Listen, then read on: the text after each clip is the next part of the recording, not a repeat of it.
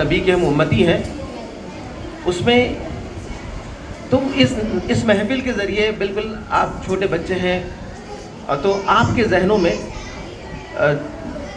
اب جو بھی علم آپ کو ہے جس طرح بھی آپ نبی کو جانتے ہیں قرآن کے ذریعے، احادیث نبوی کے ذریعے، یا آپ مسجد میں پڑھتے ہیں یا آپ کے گھر کوئی مل صاحب آ کے پڑھاتے ہیں یا آپ کے امی ابا جو بڑے گھر میں آپ کو دین اسلام کے بارے میں سمجھاتے ہیں، تو آپ جس طور بھی نبی کو جانتے ہیں تو اس نعتیہ محفل کے ذریعے اس میں یہ کوشش ہے کہ آپ کے علم میں اضافہ ہو، آپ نبی کو اور بہتر انداز میں جانیں، انہیں پہچانیں۔ تو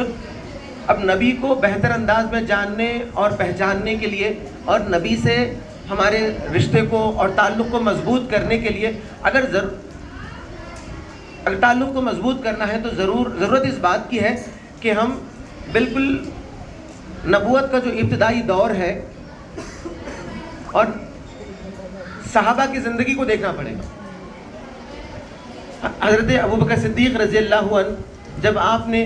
نبی اکرم صلی اللہ علیہ وسلم کے دین اسلام کی دعوت پر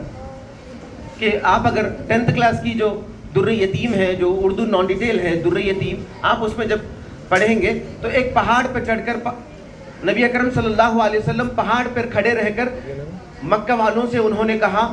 کہ کیا میں کوئی اگر تم کو بات بتاؤں تو کیا تم میری بات کو مان لو گے؟ تو اس کے اندر پھر پہلے مسلمان ہونے والوں میں کون مسلمان ہوئے؟ حضرت ابوبکر صدیق رضی اللہ عنہ، آپ پہلے مسلمان تھے۔ تو آپ اب آپ صحابہ کی زندگی کو دیکھیے، انہوں نے ہر موقع پر یہی کہا کہ میرے آقا، میرے جان و مال آپ پر قربان۔ کیا لفظ استعمال کیا؟ میرے آقا، میری جان و مال آپ پر قربان۔ پھر اس کو نبی اکرم، جبکہ اتنے جانثار صحابہ ہیں، اس کے باوجود بھی نبی اکرم صلی اللہ علیہ وسلم کی پھر وہی حدیث ہے جس میں آپ کہتے ہیں کہ آدمی جب تک مومن نہیں ہو سکتا جو اللہ کے لیے یا نبی اکرم صلی اللہ علیہ وسلم کو اپنے جان و مال سے زیادہ عزیز نہ سمجھے، اپنے جان و مال سے زیادہ عزیز نہ سمجھے۔ اور اس کے بعد پھر اب اس کا دوسرا پہلو ہے کہ جس خدا کا دین نبی اس زمین پر لے کر آئے اور اس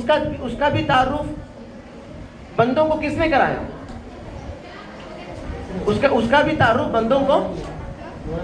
کس نے کرایا؟ آج ہم ذات خدا سے واقف ہیں، ہم ذات خدا سے واقف ہیں کہ ایک واحد ذات ہے جو خدا ہے۔